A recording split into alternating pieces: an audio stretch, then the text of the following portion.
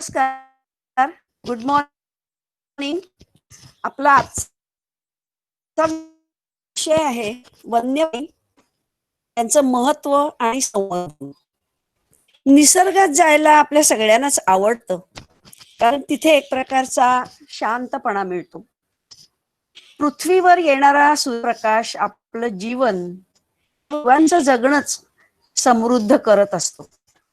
पृथ्वीची विभागणी जेव्हा आपण करतो तेव्हा ती जिओस्फिअर म्हणजे भूगोल आणि बायोस्फिअर म्हणजे जीवांचा गोल, यामध्ये वनस्पती, प्राणी यांचा समावेश होतो. प्रत्येक जीवाचं या गोलातलं महत्व अनन्यसाधारण आहे आणि त्यामुळेच निसर्गाचा तोल सांभाळला जातो.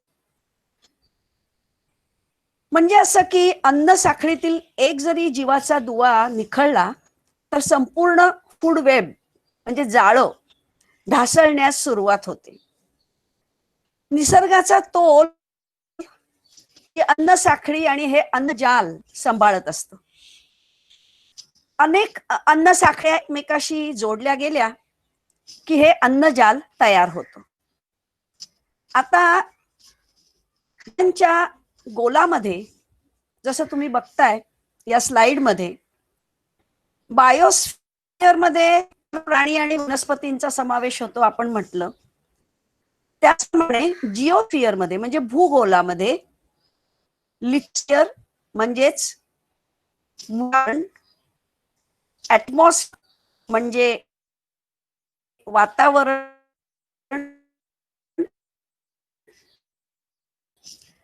क्रायोस्फिअर वातावरण यांचा समावेश होतो. आता यामध्ये तुम्ही फूड वेब बघू शकताय, म्हणजे अन्न साखळी बघू शकताय. अगदी सगळ्यात साधी अन्न साखळी बघायला गेलं तर ती सगळ्यात प्रथम प्रोड्युसर्स म्हणजे अन्न निर्माण करणारे म्हणजे वनस्पती, त्यानंतर प्राथमिक ग्राहक किंवा ज्याला प्रायमरी कन्झ्युमर्स असं म्हणतात म्हणजे तृणभक्षी, साध्या भाषेत तृणभक्षी. त्यानंतर सेकंडरी कन्झ्युमर म्हणजेच द्वितीय ग्राहक, हे परभक्षी असतात, मांसाहारी असतात. त्याच्यानं अशा प्रकारे आपल्याला टर्शरी कन्झ्युमर सुद्धा असू शकतो त्या साखळीमध्ये. पण सगळ्यात वरती जेव्हा साखळी जास्त क्लिष्ट होते तेव्हा सगळ्यात वरती असतो तो अपेक्स प्रिडेटर म्हणजे शीर्ष परभक्षी. आणि त्यानंतर येतो डिकम्पोजर किंवा अपघटन करणारा, कारण प्राण्याचा मृत्यूनंतर त्याचं डिकम्पोजिंग होतं, डिकम्पोजिशन होतं किंवा अपघटन होतं आणि पुन्हा पूर्ण साखळी पूर्ण होते, कारण डिकम्पोजिशनमुळे ते मातीमध्ये सामावलं जातं. अशा प्रकारे ही अन्न साखळी आणि अशा अनेक अन्न साखळ्या एकत्र करून आपल्याला माहिती आहे की अन्न तयार होतो. आता सर्व वनस्पती आणि प्राणी जेव्हा आपण त्यांचा विचार, ज्याला जैवविविधता असं म्हणतो, तर ही जैवविविधता सशक्त केव्हा असू शकेल? ती तेव्हाच सशक्त असू शकेल जेव्हा एखाद्या भागात, एखाद्या प्रदेशात विविध प्रकारचे अधिवास असतील. आणि आपण जेव्हा भारताचा विचार करतो तेव्हा या स्लाइड मध्ये तुम्हाला दिसतंय की आपल्याकडे 10 महत्वाचे जीवभौगोलिक क्षेत्र आहेत, म्हणजेच बायोजिओग्राफिकल एरियाज आहेत. या जीवभौगोलिक क्षेत्रांचं महत्व म्हणजे या विविध क्षेत्रांमुळे अनेक प्रकारचे, विविध प्रकारचे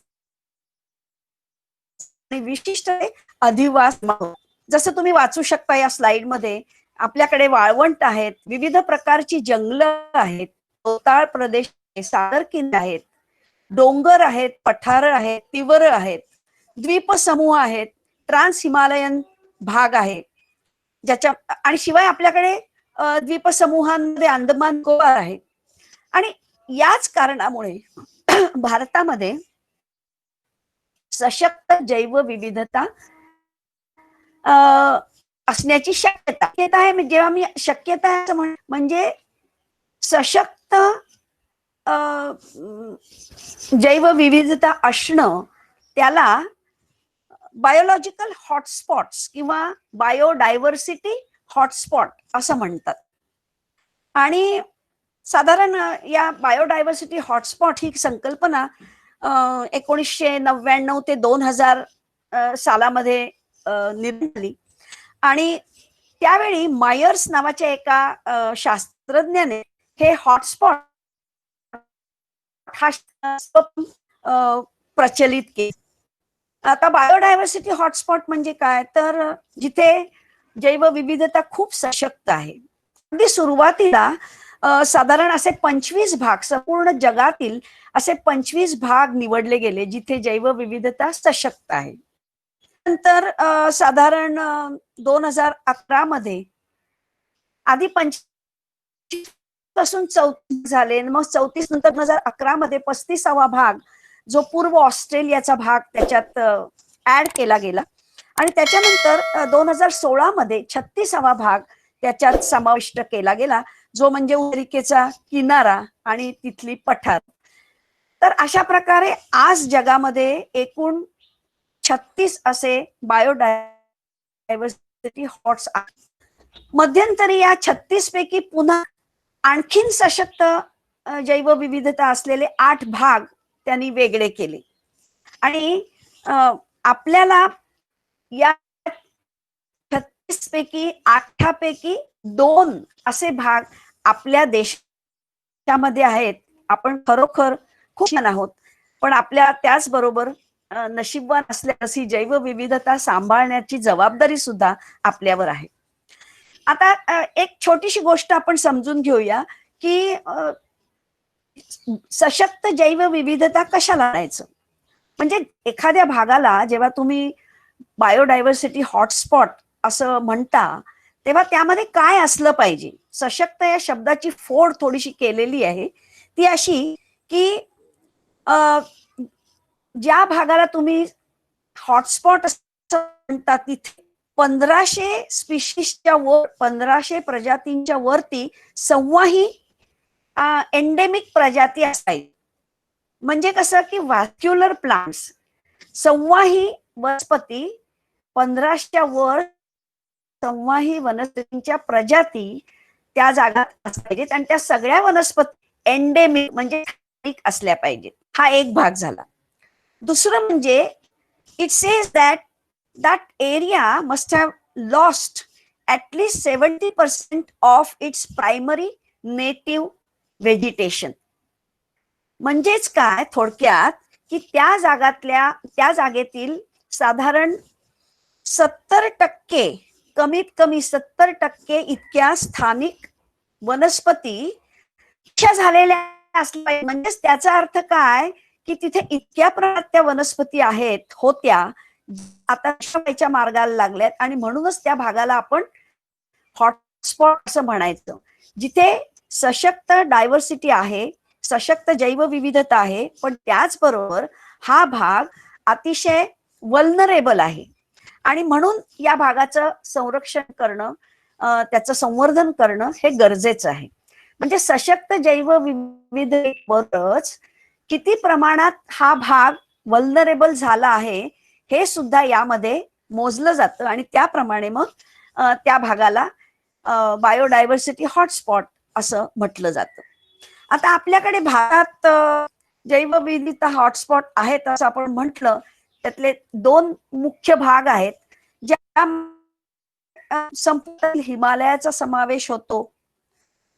उत्तर भूभाग जास्त सशक्त आहे. त्यानंतर आपल्या महाराष्ट्रातला पश्चिम घाट जो 6 राज्यांमध्ये पसरलेला आहे, तो सुद्धा अतिशय सशक्त जैवविविधतेसाठी प्रसिद्ध आहे आणि हॉटस्पॉट म्हणून प्रसिद्ध आहे. तसंच दक्षिण पूर्व आशिया हा भाग सुद्धा अतिशय सशक्त असा जैवविविधतेने नटलेला आहे. आपल्या निकोबार द्वीपसमूहांचा समावेश होतो. या स्लाइड मध्ये तुम्हाला दिसतंय उजव्या बाजूला आपण बघू शकतो संपूर्ण जगातील लाल किंवा तपकिरी रंगाने दाखवलेले जे पॅचेस आहेत ते सगळे संपूर्ण जगातील हॉटस्पॉट्स आहेत. तर तुम्ही डावीकडच्या भागात बघू शकता की जिथे संपूर्ण वेस्टर्न घाट म्हणजे पश्चिम तुम्हाला दिसतोय, तर हिमालयाचा भाग तुम्हाला दिसतोय, जिथे जी जे सगळ्यात म्हणजे it is a part of the biodiversity hotspot. आता जसं मगाशी मी म्हटलं की आपण नशीबवान आहोत, पण त्याचबरोबर आपल्यावर ही जबाबदारी पण आहे की हे हॉटस्पॉट आपल्याला सांभाळायला हवे. तिथली जैवविविधता राखली गेली पाहिजे, संरक्षित असली पाहिजे ती, आणि त्याचबरोबर ती सुदीप पण केली पाहिजे. आता आज आपण वन्य प्राण्यांविषयी जास्ती बोलणार आहोत. जैवविविधतेमध्ये प्राणी आणि वनस्पती या दोन्हींचा समावेश असतो. ऍक्च्युली सगळ्या जीवांचा समावेश असतो, पण मुख्यत्वे करून आपण वनस्पती आणि प्राणी यांचा विचार करतो. आता वन्यजीव कोणाला म्हणायचं, तर वनात जंगलात राहणारे प्राणी ज्यांना आपण वन्यजीव म्हणतो. तर या वन्यजीवांसंबंधी आपल्याला काय काय समजून घ्यायला आवडेल, जे अतिशय रंजक असतं आणि त्याचा परिणाम त्यांच्या संरक्षणावर, त्यांच्या संरक्षित क्षेत्रावर पण होत असतो, त्यांच्या अधिवासावर होत असतो. म्हणजेच वन्य प्राण्यांचे जीवसृष्टीतील स्थान आणि महत्व आपण मगाशी म्हटलं, जसं प्रत्येक प्राणी आणि वनस्पती जीवसाखळीचा एक भाग आहे, आणि त्यातील एखादा जरी छोटासा दुवा, अगदी मोठा प्राणी असो नाही तर छोटा प्राणी असो, अगदी छोटा जीवाणू असो, छोटी वनस्पती असो, का कुठल्याही जीवाचं त्या अन्न साखळीतलं महत्व अगदी अनन्यसाधारण आहे. आणि हे दुवे यासाठी महत्वाचे आहेत कारण त्यामुळेच पूर्ण निसर्गाचा तोल सांभाळला जातो. आता या वन्य प्राण्यांचा अधिवास, त्यांचं अन्न, त्यांचं जीवन, त्यांचा त्यासाठीचा चाललेला संघर्ष, त्यांची वर्तणूक, तसंच त्यांना असलेले धोके, आणि या सगळ्यामध्ये माणसाची जबाबदारी काय, हे सगळं मला वाटतं समजून घेणं खूप महत्वाचं ठरतं. जसं तुम्हाला माहिती असेल की प्राणी, वन्य प्राणी एकमेकाशी कनेक्ट होण्या, कम्युनिकेशनसाठी वेगवेगळ्या प्रकारची संदेशनं वापरतात. म्हणजे संदेशनांचा उपयोग केला जातो. जसं ध्वनी संकेत आहेत, रासायनिक संकेत आहेत, प्रकाशीय संकेत ते एकमेकांकडे पाठवतात. खरं म्हणजे हा एक वेगळा विषय होऊ शकतो की प्राण्यांमधलं कम्युनिकेशन कसं होतं, वेगवेगळ्या गोष्टींचा वापर ते कसे करतात. आज आपण त्याच्यावर जास्ती बोलणार नाही आहोत. या प्रकारे एकमेकांकडे संदेशनं पाठवत असताना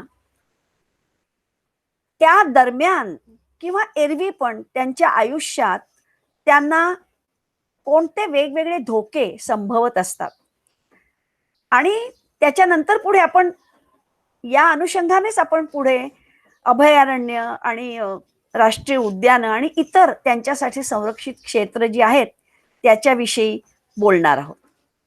आता प्राण्यांना कोणकोणत्या प्रकारचे धोके असतात, कारण कसं आहे, प्राणी हा संरक्षित क्षेत्रात असो किंवा असंरक्षित क्षेत्रात असो, त्याला प्रत्येक क्षणाला जगण्यासाठी, त्याचं अस्तित्व राखण्यासाठी संघर्ष करावा लागतो. आणि या संघर्षादरम्यान तो जर संरक्षित क्षेत्रात असेल तर हा धोका थोडासा तरी कमी असतो, पण असंरक्षित क्षेत्रात प्रत्येक क्षणी जगण्यासाठीचा संघर्ष प्राण्याला, जीवाला करणं भाग असतं. आता जर संरक्षित क्षेत्रांचा विचार केला तरी सुद्धा कोणकोणते धोके त्याला संभवतात. नंबर 1 म्हणजे पोचिंग, म्हणजे विविध कारणांनी प्राण्यांची होणारी शिकार. हे दोन्ही ठिकाणी असतं. संरक्षित क्षेत्र असून देखील हा मोठा प्रश्न जंगल खात्याच्या समोर आहे. असंरक्षित क्षेत्रात तर त्याला संरक्षण नसतंच, त्यामुळे हा धोका, शिकारीचा धोका त्याला सतत असतो. दुसरी गोष्ट म्हणजे माणसाच्या एकूण ऍक्टिव्हिटीजमुळे त्याला त्याच्या अधिवासाला धोका निर्माण होत असतो. आता अधिवासाला धोका निर्माण होतो म्हणजे काय, तर आपण विविध प्रकारे त्याच्या अधिवासाचा वापर आपल्या स्वतःच्या स्वार्थासाठी करत असतो. आपण म्हणजे मनुष्य प्राणी. त्यामुळे अधिवास नष्ट होणे हा एक मोठा धोका त्याला संभवतो. आणि अधिवास नष्ट झाला की एक तर त्याला स्थलांतर करणं भाग होतं. त्याला नवीन स्थलांतर केलेल्या अधिवासाशी जुळवून घ्यावं लागतं, किंवा मग या सगळ्या प्रक्रियेमध्ये त्याच्या जीवाला खूप मोठा धोका निर्माण होऊ शकतो. तिसरी गोष्ट, संरक्षित क्षेत्र असो किंवा असंरक्षित क्षेत्र असो, सगळीकडे माणसाने निर्माण केलेलं प्रदूषण हे इतकं त्या जीवांच्या जीवावर उठलंय. खरं म्हणजे ते आपल्या सुद्धा जीवावर उठलंय, परंतु ते जीवावर उठलंय अशासाठी मी म्हणते की मुळे त्यांना होणारा आता साधी गोष्ट, आपल्या शहरातल्या पक्ष्यांना आणि प्राण्यांना वेगवेगळं अन्न देतो, ते खरं त्यांचं नैसर्गिक अन्न नसतं. आणि त्यामुळे त्यांना नैसर्गिक अन्न मिळवण्यासाठी जे प्रयत्न करावे लागतात, ज्या अडॅप्टेशन्स किंवा जे जे त्यांच्या शरीरात बदल झालेले असतात, हे सगळे बदल या बदलांवर खूपच वाईट परिणाम होतो. साधं आपण म्हणतो, मगाशी मी म्हटलं तसं, आपल्याकडे येणाऱ्या पक्ष्यांना हल्ली तर असं दिसतं की पक्ष्यांना सुद्धा बिस्किट, आपलं फरसाण किंवा काही तळलेले पदार्थ काही हे घातलं जातं. आणि याच्यामुळे त्यांच्या शरीराला खरं म्हणजे खूप मोठा धोका निर्माण होतो. तर हा धोका अधिवास नष्ट झाल्यामुळे ते शहराकडे आलेत. जंगलं नष्ट झाल्यामुळे अनेक प्राणी आता शहरातले प्राणी किंवा urban animals and urban birds असं आपण म्हणू शकतो. तर हा एक मोठा प्रदूषणाचा धोका त्यांना असतो. काही काही ठिकाणी संरक्षित क्षेत्रात सुद्धा इतर प्रजातींचं अतिक्रमण होताना दिसतं, आणि या अतिक्रमणामुळे सुद्धा त्यांना संघर्ष सामोरं जावं लागतं. त्याचप्रमाणे वन्य प्राण्यांची, काही वन्य प्राण्यांची अवैध वाहतूक होताना दिसते. वातावरणातील बदल आपल्याला जसा त्याचा परिणाम भोगावा लागतोय, तसाच सर्व जीवांना व प्राण्यांना सुद्धा भोगावा लागतो. म्हणजे मुख्य काय की माणूस ज्या काही ऍक्टिव्हिटीज करतोय त्याचा परिणाम संरक्षित किंवा असंरक्षित दोन्ही क्षेत्रामध्ये प्राण्यांना भोगावा लागतोय. आता यामध्ये माणसाची जबाबदारी फार मोठी आहे, कारण आपणच जबाबदार आहोत त्यांच्या काय म्हणता येईल, त्यांना जो निर्माण होणारा धोक्याला बऱ्याचशा प्रमाणात माणूसच जबाबदार आहे. तर त्याकडे आपण थोड्या नंतर जाऊया. आता आणखीन एक महत्वाचा विषय मला इथे मांडावासा वाटतोय, तो म्हणजे वन्य प्राणी किंवा एरवी कुठल्याही प्राण्यांकडनं आपल्याला करता येईल अशा अनेक गोष्टी आहेत. आपण फक्त प्राण्यांचं अवलोकन जरी केलं ना, नुसतं ऑब्झर्वेशन, तरी आपल्याला खरं शिकता येण्यासारखं आहे. जसं प्राणी निसर्ग नियमांचं नेहमीच पालन करतात, या विरुद्ध आपण काय करतो आपल्या सगळ्यात. निसर्ग नियमांचं पालन करताना निसर्गाने ज्या घालून दिलेल्या मर्यादा आहेत, त्या मर्यादा तो कधीही ओलांडत नाही, शक्यतो ओलांडत नाही. आता समजा मर्यादा ओलांडली गेली कुठल्या प्राण्याकडून, तर संघर्ष अटळ असतो. परंतु संघर्षादरम्यान सुद्धा, म्हणजे ऍक्च्युअल भांडणात, ऍक्च्युअल संघर्षात सुद्धा समोरच्याला कमीत कमी शारीरिक इजा होईल याकडे त्यांचं सहज लक्ष असतं. आता लक्ष असतं हा शब्द वेगळ्या अर्थाने इथे घ्यायला हवा. आणि या विरुद्ध माणूस जेव्हा माणसांमध्ये संघर्ष होतो, तेव्हा आपण रोज बघतो, बातम्यांमध्ये बघतो, ऐकतो की संघर्ष दरम्यान समोरच्याला फिजिकल शारीरिक इजा is the first option that human being takes. It is physical assault for animals is the last option, last resort, whereas in case of human beings, physical assault is the first first option that the human being takes. Next, दुसऱ्याबद्दल अनुकंपा. आपण अशी अनेक उदाहरणं बघतो की प्राणी एकमेकाला जेव्हा संघर्ष नसेल, भांडणं नसतील, जेव्हा त्यांचा अधिवास पूर्ण संरक्षित असेल, त्यावेळी दुसऱ्याबद्दल ते अनुकंपा दाखवताना दिसतात. आणि या विरुद्ध मी प्रत्येक वेळी या विरुद्ध माणूस काय करतो हे सांगतेय, कारण याच्यावरनं आपल्या लक्षात येईल की आपल्याला प्राण्यांकडनं किती किती किती गोष्टी शिकण्यासारख्या आहेत. अनुकंपा, मला माहित नाही सध्या अनुकंपा हा शब्द माणूस विसरलाय की काय, अशा प्रकारच्या गोष्टी आपल्याला घडताना दिसतात.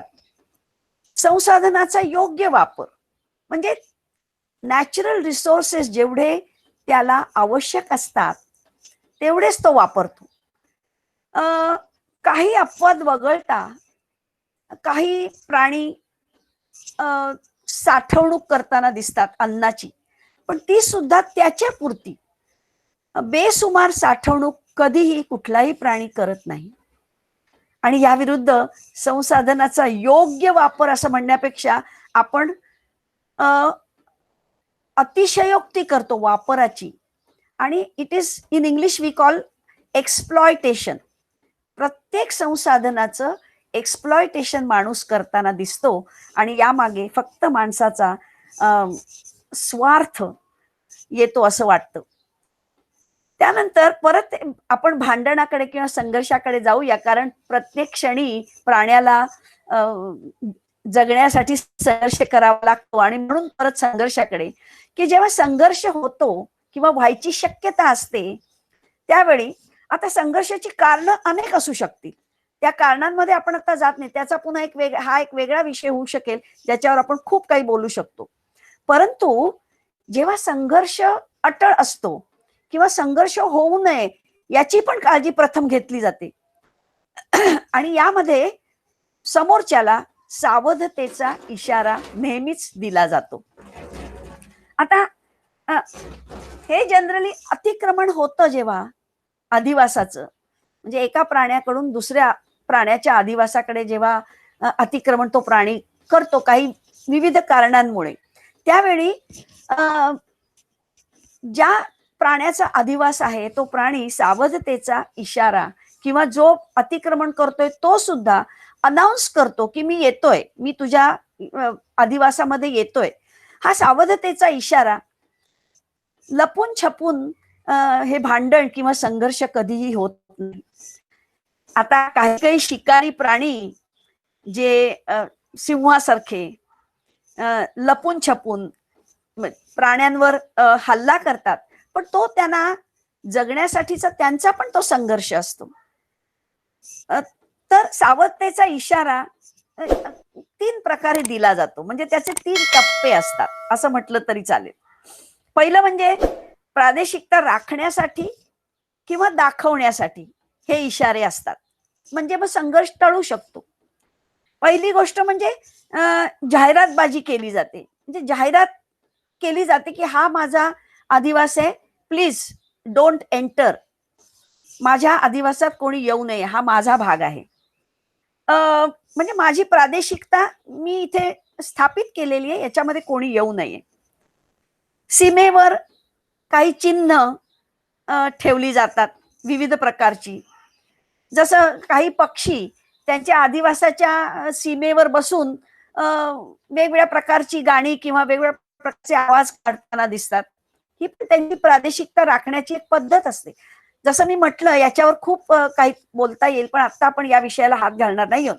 आणि मग प्रत्यक्ष भांडण किंवा संघर्ष झाला तरी सुद्धा एकमेकाला कमीत कमी शारीरिक इजा होईल असं ते बघत असतात. चौकस वृत्ती, शोध घेणं, खूप चौकस असतात प्राणी, कारण त्यांना चौकस राहायलाच लागतं. कारण प्रत्येक मगाशीच गोष्ट मी पुन्हा पुन्हा सांगेन की त्यांना प्रत्येक पावलोपावली त्यांना जगण्यासाठी, स्वतःच्या अस्तित्वासाठी संघर्ष करावा लागतो. हे किती अवघड आहे, आणि आणि म्हणूनच या गोष्टी आपण लक्षात घेतल्या पाहिजेत आणि त्यातनं काहीतरी शिकलं पाहिजे. नियोजन आणि भविष्यातील तरतूद, जसं मी मगाशी म्हटलं तसं काही काही प्राणी भविष्यातील तरतूद करताना दिसतात, परंतु संसाधनाचं किंवा रिसोर्सेसचं एक्सप्लॉयटेशन कधीही होत नाही, कारण ते निसर्गाचं नियमांचं मर्यादांचं पालन करतात. एकमेकात सामंजस्य असतं. तसंच परहित निष्ठा नावाचा एक वर्तणुकीचा भाग आहे, जिथे याचं सगळ्यात उत्तम उदाहरण म्हणजे आपण देऊ शकतो मधमाशांमध्ये. हा सुद्धा एक वेगळा विषय आहे. खरं म्हणजे प्राण्यांविषयी बोलताना प्रत्येक त्यांच्या वर्तणुकीवर एक एक आपला भाग होऊ शकतो. अतिशय रंजक आणि आपल्याला कधी कधी आश्चर्यचकित करणाऱ्या गोष्टी हे प्राणी करत असतात. तर परहित निष्ठेमध्ये काही जसं मी म्हटलं सगळ्यात उत्तम उदाहरण म्हणजे हनीबी किंवा मधमाशी. मधमाशांमध्ये आपल्याला माहितीये वेगवेगळे प्रकार असतात, कास्ट सिस्टीम असते.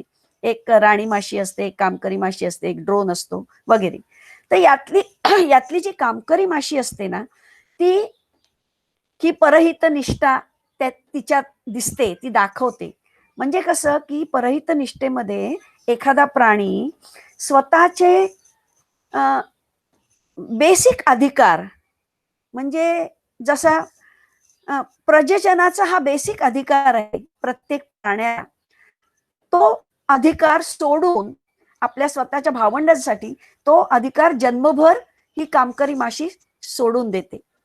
अशा प्रकारची अनेक उदाहरणं देता येतील. पण या सगळ्या गोष्टी मला वाटतं आपण सगळ्यांनी जेव्हा कुठलाही प्राणी पक्षी कुठलाही जीव आपण बघतो ना, तेव्हा आपण या गोष्टी लक्षात ठेवल्या पाहिजेत. कारण आपल्याला खूप प्राण्यांकडनं शिकता येण्यासारखं आहे. हे इथे छोटी काही काही चित्र मी दाखवलेली आहेत. Shades of moods of animals असं म्हटलंय. जसं टेरिटरी मार्किंग म्हणजे प्रादेशिकता स्थापित केल्यानंतर अशा प्रकारे जसं वाघ स्वतःच्या युरिन स्प्रेइंग करतो झाडांवर, तसंच तरस जो असतो तरसाची एक वेगळीच पद्धत आहे. तो स्वतःच्या फिकल मॅटर गवतावर असा फासतो आणि त्याच्यावरून त्याची प्रादेशिकता तो स्थापित करतो आणि लोकांना सांगतो. कुत्रा तुम्हाला माहितीये भुंकतो कशासाठी, त्या प्रादेशिकतेसाठीच भुंकतो किंवा स्वतःच्या संरक्षणासाठी भुंकतो. पक्षी तुम्ही मगाशी म्हटलं तसं स्वतःचा टेरिटरी किंवा प्रादेशिकता राखण्यासाठी अशा प्रकारच्या सीमेवर येऊन त्यांच्या आवाज काढत असतात किंवा गाणी गात असतात. आणि मधल्या एका चित्रात तुम्ही प्रत्यक्ष त्यांच्यातला संघर्ष बघताय. इथे पण एक 2-4 फोटो मी टाकायचा प्रयत्न केलाय. कोळ्याची परसिव्हरन्स म्हणजे कधीही हार न मानणे. किती वेळा कोळ्याचं जाळं तुटलं, कारण that is his way of life. Unless he builds the web he cannot survive. So he has to build the web irrespective of how many times it is been broken. आपण सहजपणे वाटेत येणारं कोळ्याचं जाळं विस्कटून टाकतो, पण कोळ्याला जगण्यासाठी या जाळ्याची गरज असते आणि म्हणून तो परत परत परत परत ते जाळं विणत असतो. यात अगदी छोट्या छोट्या गोष्टी आहेत, पण मला वाटतं या खूप महत्वाच्या आहेत ज्या आपण शिकू शकतो. इथे तुम्हाला एक लांडगा दिसतोय जो think hard before taking any decision. कुठल्याही प्रकारचं तुम्ही जेव्हा डिसिजन घेता तेव्हा त्यापूर्वी lot of thinking is required. इथे मुंग्या तुम्हाला दिसत आहेत. मुंग्या पण एकमेकांशी संवेदन रासायनिक पद्धतीने करतात, कारण त्या फेरोमोन्स नावाचं एक रसायन त्या मार्फत त्यांच्यामधलं एकमेकांशी कम्युनिकेशन होत असतं. आणि हत्ती त्याची एकूणच शांतपणा आणि सगळीकडे नजर ठेवण्याची वृत्ती, शक्यतो कोणावर हल्ला न करण्याची वृत्ती, या सगळ्या गोष्टी मला वाटतं आपण प्राण्यांकडनं शिकू शकतो. पण येऊया माणसाची जबाबदारी. आपण आधीच्या एका स्लाइड मध्ये बघितलं की माणसाची जबाबदारी काय. वन्य प्राण्यांना जे धोके असतात संरक्षित किंवा असंरक्षित क्षेत्रात, त्यातले त्यांचे धोके कमी करण्यासाठी किंवा नष्ट करण्यासाठी माणूस काय करू शकतो. आता तुम्ही इथे बघताय की reserve areas for wild life, अनेक रिझर्व एरियाज वन्य पशु प्राण्यांसाठी पक्ष्यांसाठी ठेवलेले असतात. जसं if I read for you, biosphere reserve, reserved and protected areas म्हणजे संरक्षित आणि राखीव जंगल, नंतर व्याघ्र प्रकल्पातील संरक्षित जंगल, नंतर नॅशनल पार्क म्हणजे राष्ट्रीय उद्यान, नंतर सँक्च्युरीज म्हणजे अभयारण्य, नंतर conservation reserves and community reserves म्हणजे सामुदायिक राखीव जागा असं म्हणता येईल आपल्याला, ज्यामध्ये बफर झोन किंवा सभोवतालचं संरक्षित क्षेत्र, एखाद्या राष्ट्रीय उद्यानाच्या सभोवतालचं संरक्षित क्षेत्र बफर झोन, किंवा प्राण्याने एका ठिकाणाहून दुसऱ्या ठिकाणी जाण्यासाठी केलेले कॉरिडॉर्स, किंवा एखाद्याची खासगी खासगी क्षेत्र, एखाद्याचं खासगी जंगल क्षेत्र, सागरी संरक्षित क्षेत्र. आपल्याला माहिती आहे आपल्या ठाण्याची खाडी ही सागरी संरक्षित क्षेत्र आहे. तर सुंदरबन हे सगळ्यात मोठं सागरी संरक्षित क्षेत्र आहे. भितरकनिका, तसंच गहीरमाथा ओरिसा मधील, खिजाडिया गुजरात, ही काही उदाहरणं आहेत. अशी अनेक उदाहरणं देता येतील. पण आता आपण या विषयात जात नाही आहोत. आपण फक्त कोणकोणते रिझर्व्ड एरियाज वन्य प्राण्यांसाठी आहेत त्याच्याविषयी बोलतोय. तसंच रामसर साइट्स म्हणजे सगळ्या वेटलँड्ससाठी रामसर साइट्स हे संरक्षित क्षेत्र असतं. आणि देवराई किंवा सेक्रेड ग्रूव्ज हे सुद्धा संरक्षित क्षेत्र म्हणून आपण त्याचा उल्लेख करू शकतो. आता आपल्या देशात किंवा महाराष्ट्रात अभयारण्य, कुठल्याही देशात खरं म्हणजे जगामध्ये अभयारण्य आणि राष्ट्रीय उद्यानांची गरज काय आहे? आता एक तर संरक्षण नक्कीच 100% आपण म्हणतो संरक्षित क्षेत्र त्यांच्या संरक्षणासाठीच असतं. वन्यजीवांच्या संरक्षणाबरोबरच संपूर्ण परिसंस्थेतील घटकांना संरक्षण दिलं जातं. आणखीन एक गोष्ट म्हणजे ते आनंददायी असतं, मनोरंजन आपलं होतं. प्राण्यांचं कितपत मनोरंजन होतं मला माहित नाही, पण माणसांना अतिशय आनंद देणारं असं अभयारण्यातील सफर असते. पुढील पिढीला वन्यजीवांची ओळख वन्य प्राणी संरक्षित झाल्यामुळे आपल्या पुढील पिढ्यांना वन्यजीवांची ओळख देण्यासाठी अभयारण्य आणि राष्ट्रीय उद्यानांची, एकूणच सगळ्या संरक्षित क्षेत्रांची गरज असते. जैवविविधतेचे रक्षण होतं. लुप्त पावणाऱ्या, अस्तित्व धोक्यात असलेल्या, अस्तंगत होणाऱ्या प्राण्यांचं संरक्षण आणि संगोपन या अभयारण्यांमध्ये किंवा राष्ट्रीय उद्यानात होतं. शैक्षणिक दृष्टीने सुद्धा जे विद्यार्थी प्राणीशास्त्र हा विषय अभ्यासत असतात त्यांना अतिशय महत्वाची असतात ही अभयारण्य आणि राष्ट्रीय उद्यानं. विविधतेचा अभ्यास करण्यासाठी, प्राण्यांच्या वर्तणुकीचा अभ्यास करण्यासाठी आणि एकूणच त्यांच्या अधिवासांचा अभ्यास करण्यासाठी ही अभयारण्य आणि राष्ट्रीय उद्यानं अत्यंत महत्वाची असतात. तसंच इको टुरिझम हल्ली आपण बघतो की नैसर्गिक ठिकाणी अनेक पर्यटक जातात. निसर्ग पर्यटन जसं असतं तसं वाईल्ड लाईफ पर्यटन सुद्धा असतं आणि त्याचा समावेश अर्थात इको टुरिझम मध्ये होतो की जिथे आपण संपूर्ण पर्यावरणाचा अभ्यास, पर्यावरणाचा आनंद आपण पर्यटक म्हणून गेल्यावर तिथला घेत असतो.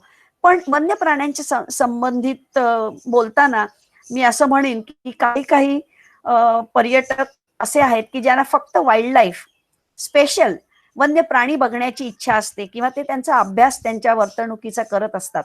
तेव्हा वाईल्ड लाईफ टुरिझम हा पण एक भाग अतिशय महत्वाचा अलीकडे बघायला दिसतो आणि अनेक पर्यटक याचा फायदा घेताना दिसतात.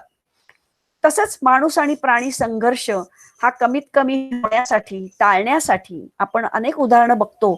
मनुष्य, ह्युमन अँड ॲनिमल कॉन्फ्लिक्ट ज्याला आपण म्हणतो, अगदी वाघ असू दे किंवा हत्ती असू दे किंवा आता परवा पुण्यामध्ये आलेला गवा असू दे, त्याची कारणं विविध आहेत. परंतु हा संघर्ष आहे, शेवटी एका गव्याला आपला प्राण गमवावा लागला. हा एक प्रकारचा संघर्षच आहे त्याच्या जगण्याचा.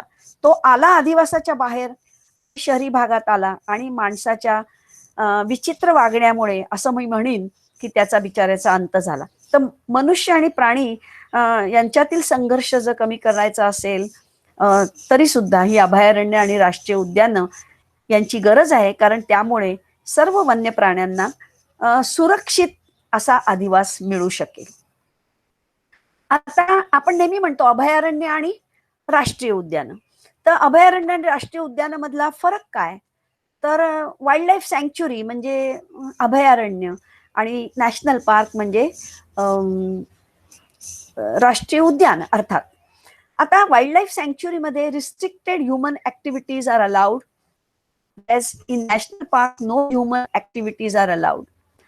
वाईल्ड लाईफ सँक्च्युरीमध्ये main aim is to protect a particular flora or fauna, whereas राष्ट्रीय उद्यानामध्ये तिथली जैवविविधता फ्लोरा फोना तर सांभाळला जातोच, पण त्याबरोबर ऐतिहासिक महत्व असलेली ठिकाणं किंवा भौगोलिक दृष्ट्या महत्व असलेली ठिकाणं या सुद्धा गोष्टींचा त्या त्या अभयारण्यात समावेश होतो. म्हणजे entire ecosystem is been protected by national park, whereas by wildlife sanctuary aim काय म्हणजे ते aim is to protect a particular flora or fauna. म्हणजे त्या प्राण्याला जपण्यासाठी म्हणून निर्माण केलेलं ते अभयारण्य, अर्थात त्याच्याबरोबर त्याचा अधिवास, त्याच्यावर अवलंबून असलेले अनेक इतर प्राणी या सगळ्यांचं संरक्षण होतच असतं. पण aim of the wildlife sanctuary is to protect a particular fauna or flora. Whereas national पार्कमध्ये तसं नाही. राष्ट्रीय उद्यानामध्ये जैवविविधते बरोबरच या इतर गोष्टी ऐतिहासिक महत्व असलेल्या किंवा भौगोलिक महत्व असलेल्या गोष्टी सुद्धा सांभाळल्या जातात. There are no fix boundaries, whereas boundaries are fixed and defined. आणि नॅशनल पार्कमध्ये आपण नेहमी बघतो की किंवा इवन वाईल्ड लाईफ सँक्च्युरीमध्ये आपण बघतो की तिथे 2 झोन्स असतात, बफर झोन आणि कोर झोन. आपण त्याच्याविषयी थोड्या वेळानंतर बोलणार आहोत. पण आज भारतामध्ये 2019च्या याच्याप्रमाणे एक राष्ट्रीय उद्यान आहेत, तर 2020च्या माहितीप्रमाणे 553 सँक्च्युरीज आहेत. हे आकडे आपण नुसते लक्षात ठेवायचे, पण याच्या पुढे जाऊन जे आपण बोलणार आहोत ते म्हणजे आपण जेव्हा अभयारण्यात जातो किंवा राष्ट्रीय उद्यानात जातो एखादा प्राणी बघायला किंवा तिथली सफर करायला, तर आपण काय काय गोष्टी लक्षात ठेवल्या पाहिजेत ते आपण पुढे बघणार आहोत. त्यामुळे आकडा लक्षात ठेवायचा, इतके नॅशनल पार्क आहेत, इतक्या सँक्च्युरीज आहेत वगैरे वगैरे. महाराष्ट्रातील राष्ट्रीय उद्यानं, जसं 6 महत्वाची राष्ट्रीय उद्यानं आहेत, म्हणजे चांदोली, सातारा, कोल्हापूर, सांगली या भागात आहेत. आणि चांदोली राष्ट्रीय उद्यान हे वेस्टर्न घाट म्हणजे आपल्या पश्चिम घाटाचा भाग आहे. तिथे पण काही गुंफा आणि काही अशी ऐतिहासिक महत्व असलेली ठिकाण आहेत. म्हणून आपण मगाशी म्हटलं की राष्ट्रीय उद्यानामध्ये जैवविविधते बरोबरच या इतर गोष्टींना सुद्धा संरक्षण मिळतं. नंतर गुगामल राष्ट्रीय उद्यान जे चिखलदरा मेळघाटचा भाग आहे आणि टायगर रिझर्वचा एक भाग आहे. नवेगाव जे गोंडा डिस्ट्रिक्ट मध्ये आहे, पक्षी अभयारण्य आहे. सलीम अली पक्षी अभयारण्य इथलं प्रसिद्ध आहे. नंतर पेंच आहे जे मध्य प्रदेशच्या दक्षिणेकडे आहे आणि चिंदवारा डिस्ट्रिक्ट मध्ये आहे आणि त्याचा काही भाग आपल्या महाराष्ट्रात सुद्धा आहे. नंतर संजय गांधी राष्ट्रीय उद्यान आपल्याला सगळ्यांनाच माहिती आहे, अगदी मुंबईच्या मध्यभागी किंवा शहराच्या मध्यात वसलेलं असं राष्ट्रीय उद्यान आहे. कदाचित जगातलं फार दुर्मिळ अशी परिस्थिती असेल की संपूर्ण एवढ्या मोठ्या मेगापोलिसमध्ये म्हणजे एवढ्या मोठ्या शहरामध्ये हे संजय गांधी राष्ट्रीय उद्यान आहे आणि म्हणूनच आपण त्याला it is the lungs of Mumbai असं म्हणतो. आणि म्हणून आपण त्याचा सांभाळ करणं, त्याला तेथील वन्य प्राण्यांना संरक्षण देणं हे अतिशय महत्वाचं आहे. इथे तुम्ही कुठल्या साली हे राष्ट्रीय जाहीर झालं हे पण बघू शकता, त्याचं क्षेत्र किलोमीटर मध्ये किती हेही बघू शकता हे. आणि शेवटचं ताडोबा राष्ट्रीय उद्यान जे अंधारी टायगर रिझर्व म्हणजे टायगर रिझर्वचा एक भाग आहे, चंद्रपूर जिल्ह्यात आहे. ही आपल्या महाराष्ट्रातील राष्ट्रीय उद्यान. तर मला असं वाटतं की आपण आपल्या महाराष्ट्रातील राष्ट्रीय उद्यानं तरी कमीत कमी आपण बघायला पाहिजेत या वन्य प्राण्यांचा अनुभव घेण्यासाठी. वन्यजीव अभयारण्य महाराष्ट्रात 40 आहेत. त्यातील काही म्हणजे अंधारी, फक्त नावं मी दिले तिथे, याच्याविषयी आपण काही बोलणार नाही होत आता. काही अभयारण्य म्हणजे अंधारी, भामरा, भीम, चिखलदरा, जायकवाडी, दाजीपूर, कास, कळसुबाई, कोयना, मयुरेश्वर, मेळघाट, नागझिरा, कर्नाळा पक्षी अभयारण्य आपल्या मुंबईच्या जवळ आहे.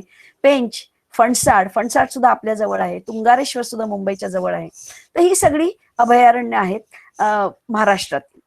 आता ही नावं ऐकल्यानंतर आपण एक एक आढावा घेतला पाहिजे की आपण यातल्या कुठल्या अभयारण्यामध्ये जाऊ शकू, कुठलं आपल्याला जवळ आहे आणि तिथे गेल्यावर काय बघायचं, कसं वागायचं, याविषयी आपण आता बोलणारच आहोत. त्याच्यानंतर एक आणखीन महत्वाची म्हणजे प्रकल्प. व्याघ्र प्रकल्प म्हणजे टायगर रिझर्व. हा व्याघ्र प्रकल्प कशासाठी? If I read this, tiger reserves are declared by National Tiger Conservation Authority via Wildlife Protection Amendment Act 2006 under centrally sponsored scheme called Project Tiger. या प्रोजेक्ट टायगरची सुरुवात आपल्या प्रधानमंत्री इंदिरा गांधी जेव्हा होत्या त्यांनी या प्रोजेक्ट टायगरची सुरुवात केली 1972 साली. आणि these tiger reserves are managed by National Tiger Conservation Authority. No alteration of boundaries can be done without the recommendation of National Board for Wildlife and without the advice of Tiger Conservation Authority. म्हणजे या सगळ्या गोष्टी अगदी खूप strictly पाळल्या गेल्या पाहिजेत आणि त्या पाळल्या जातात. आपल्याकडे व्याघ्र प्रकल्प अतिशय सुंदर तऱ्हेने चाललेले आहेत आणि त्यामुळे वाघांच्या संख्येत सुद्धा चांगल्यापैकी भर पडलेली आहे व्याघ्र प्रकल्प सुरू केल्यानंतर. त्यामुळे आणि पहिला एक प्रश्न आपल्याला पडतो की व्याघ्र फक्त वाघच का, वाघाला का जपायचं? तर वाघाला अम्ब्रेला स्पीशीज असं म्हणतात, कारण तो अपेक्स प्रिडेटर आहे. आपण मगाशी म्हटलं अपेक्स प्रिडेटर म्हणजे अगदी शीर्ष प्रिडेटर आहे तो. आता तो शीर्ष प्रिडेटर असल्यामुळे जेव्हा वाघाला वाचवू तेव्हा वाघाचं अन्न म्हणून जे प्राणी आहेत त्यांना वाचवू, त्या प्राण्यांचं अन्न म्हणजे वनस्पती आहेत त्यांना वाचवू आणि एकूणच संपूर्ण परिसंस्था वाचवली जाईल. आणि तेवढ्यासाठीच म्हणून या व्याघ्राची स्थापना झाली.